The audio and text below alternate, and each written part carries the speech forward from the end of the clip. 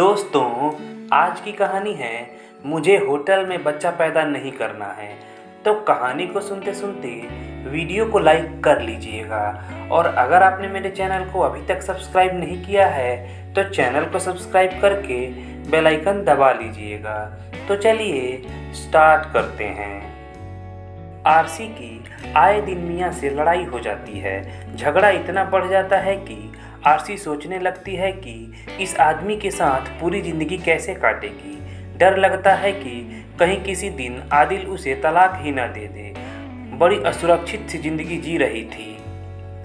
हर वक्त सीने में धुक-धुकी सी लगी रहती। लड़ाई भी ऐसे मुद्दे पर कि कोई सुने तो हंसी निकल जाए। आदिल को सफाई की सनक थी। सनक भी ऐसी वैसी नहीं, बहुत बड़ी, उसे भी और उसकी माँ को भी। वो घर को किसी होटल की तरह चमचमाता हुआ देखना चाहते थे। धूल का कण न मिले कहीं, हर चीज़ चमकती हुई हो। फर्श पर हर वक्त फिनाइल का पोछा। बाहर से आओ तो लगता कि घर में नहीं किसी अस्पताल में घुसे हों।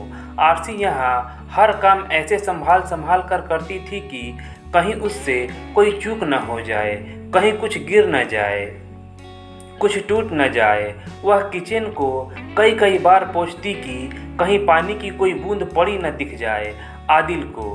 बेडरूम में कोई कपड़ा, सामान, कागज, अखबार इधर उधर न पड़ा हो, सब कुछ भली भांति व्यवस्थित हो।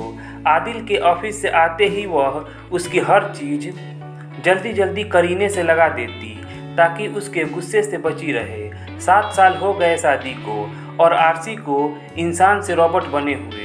वह आज तक इस घर को अपना नहीं समझ पाई।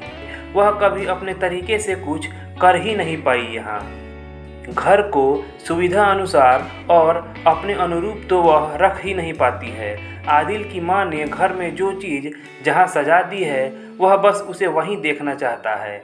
आरसी अपने मन से कोई चीज़ इधर से उधर नहीं कर सकती।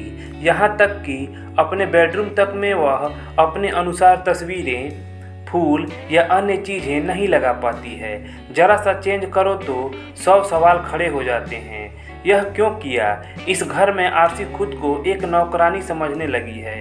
एक नौकरानी की तरह घर की तमाम चीज़ों को रोज़ाना झाड़ पोंछ कर साफ तो करती है, मगर इन्हें बदल कर उनकी जगह कुछ और सजाने का हक उसको नहीं है।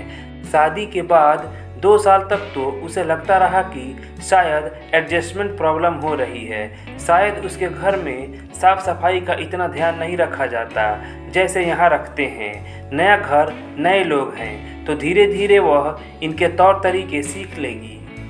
मगर बीते 5 साल से वह इस बात को शिद्दत से महसूस करने लगी थी कि आदिल और उसकी माँ सफाई के मामले में बहुत ज़्यादा सनकी हैं। उसे लगने लगा था कि आदिल से शादी करके उसने बहुत बड़ी गलती कर दी है।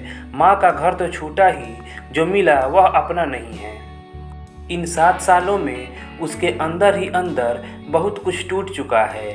एक सन्नाटा सा बिखर गया है आरसी के शरीर और आत्मा में। 7 सालों में वह बिल्कुल अकेली हो गई है।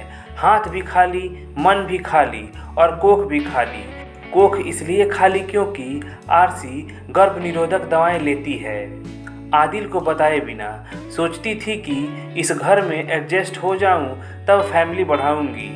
फिर आदिल के गुस्से और लड़ाई झगड़े की वजह से सोचती 2-4 साल में जब दोनों को एक दूसरे की आदत हो जाएगी, एक दूसरे को समझ लेंगे और झगड़े कम हो जाएंगे, तब वह अपनी बगिया में नए फूल का स्वागत करेगी। मगर अब तो लगता ही नहीं कि कभी ऐसा हो पाएगा। उस दिन आदिल का मूड कुछ रोमांटिक सा था। बिस्तर पर लेटते ही उसने आरसी को बाहों में जकड़ा और बोला, अब हमें फैमिली बढ़ाने की सोचनी चाहिए। तुम किसी लेडी डॉक्टर से मशवरा क्यों नहीं करती? आखिर कब तक इंतज़ार करोगी? आरसी उसकी बात सुनकर खामोश ही रही। आदिल अपनी रौ में बोलता रहा। आरसी को खामोश देखकर उसे खिंच सी हुई। कुछ तो कहो, उसने उसकी चुप्पी पर खिसियाते हुए कहा। मुझे बच्चा नहीं चाहिए, आरसी ने धीरे से जवाब दिया। आदिल इस जवाब पर चौंक कर उठ बैठा। आरसी के चेहरे की ओर उसने गौर से देखा और पूछा, बच्चा नहीं चाहिए? क्यों? फिर शादी क्यों की तुमने? उसकी आवाज़ कठोर हो गई। अपना घर बनाने के लिए शादी की थी, क्या पता था कि घर नहीं होटल मिलेगा जहां हर चीज़ चमचमाती हुई होगी, करीने से रखी हुई कि मैं उसे हिला भी न सकूं। आरसी ने धीरे से जवाब दिया, क्या मतलब क्या है तुम्हारा? ये घर नहीं होटल है। आदिल चिल्लाया, हाँ होटल ही है, चमचमाता हुआ होटल। कभी देखा है उन घरों को जहाँ बच्चे होते हैं? कैसे होते हैं वह घर? वहाँ हर तरफ खिलौने बिखरे होते हैं, चॉकलेट टॉफियाँ बिखरी पड़ी रहती है।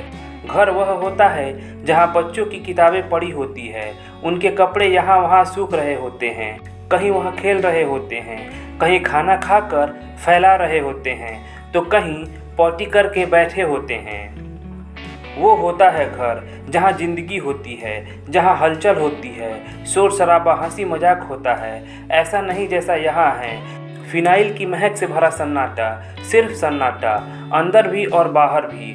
मुझे होटल में बच्चा पैदा नहीं करना है, तुम चाहो तो मुझे तलाक दे दो। आदिल बिस्तर पर सन्न बैठा था और आरसी को आज इतने सालों बाद यह सच्चाई कहने के बाद बहुत हल्का महसूस हो रहा था। यह बात आदिल से कह पाने की हिम्मत उसमें आई थी तलाक का कठोर फैसला लेने के बाद। आदिल को उसी हाल में छोड़कर वह छत पर चली गई, आखिरी बार इस होटल के ऊपर का आकाश देखने के लिए, क्योंकि कल सुबह उसे वहां से उड़ जाना था। दोस्तों, अगर कहानी अच्छी लगी हो तो प्लीज़ लाइक कीजिएगा और चैनल को सब्सक्राइब कीजिएगा और कमेंट्स करके ज़रूर बताइएगा। चलिए मिलते हैं अगले कहानी वाले वीडियो में। धन्यवाद।